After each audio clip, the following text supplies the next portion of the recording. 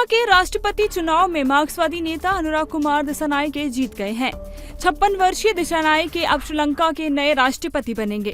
प्रधानमंत्री नरेंद्र मोदी ने रविवार को श्रीलंका के राष्ट्रपति चुनाव में जीत के लिए अनुराग कुमार दिसानायके को बधाई दी और कहा कि वो भारत श्रीलंका के बीच बहुआयामी सहयोग को और मजबूत करने के लिए उनके साथ मिलकर काम करने के लिए उत्सुक हैं। आपको बता दें कि आज वो शपथ लेने वाले हैं। कौन है दिसानायके? वो एक वामपंथी नेता है। दिसानायके का जन्म श्रीलंका के थम्बू थेगामा में हुआ था। उनकी माता गृहिणी और पिता मजदूर थे, मगर दिसानायके मुश्किल परिस्थितियों में विश्वविद्यालय तक शिक्षा हासिल की।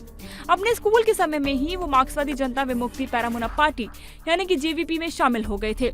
2004 में वो पहली बार श्रीलंका के तत्कालीन राष्ट्रपति चंद्रिका कुमारतुंगा की सरकार में कैबिनेट मंत्री बने, मगर एक साल बाद ही सरकार और लिट्टे के बीच एक समझौते के विरोध में इस्तीफा दे दिया। 2014 में जेवीपी के नेता बनने के बाद 2019 में पहली बार राष्ट्रपति चुनाव लड़े, मगर तब सिर्फ 3% वोट हासिल किया। इस बार 2024 में 53% से ज्यादा मत हासिल कर राष्ट्रपति की कुर्सी तक पहुंच गए हैं। मोदी ने एक्स पर दी बधाई। बता दें कि मार्क्सवादी नेता दिसानायके को श्रीलंका के चुनाव आयोग ने राष्ट्रपति चुनाव में विजेता घोषित किया है। मार्क्सवादी जनता विमुक्ति पेरामुना पार्टी के व्यापक मोर्चे नेशनल पीपल्स पावर यानी कि एनपीपी के नेता दिसानायके ने अपने निकटतम प्रतिद्वंदी समागी जन बाल वैज्ञा एसजेबी के साजिद प्रेमदासा को हराया है। मोदी ने एक्स पर कहा है कि श्रीलंका के राष्ट्रपति चुनाव में जीत के लिए अनुराग कुमार दिसानायके को बधाई।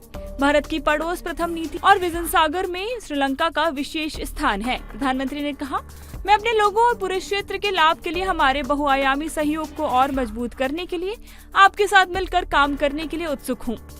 दिसानायके के सामने बहुत सी चुनौतियां। जाते जाते बताते चले कि मार्क्सवादी नेता अनुराग दिसानायके के सामने पद संभालने के बाद कई बड़ी चुनौतियां हैं। उनके सामने देश की आर्थिक स्थिति ठीक करने का चैलेंज है। खासतौर से छात्रों और श्रमिक वर्ग के वादे पर उनको खरा उतरना होगा, जिनका उन्हें जोरदार समर्थन मिला है।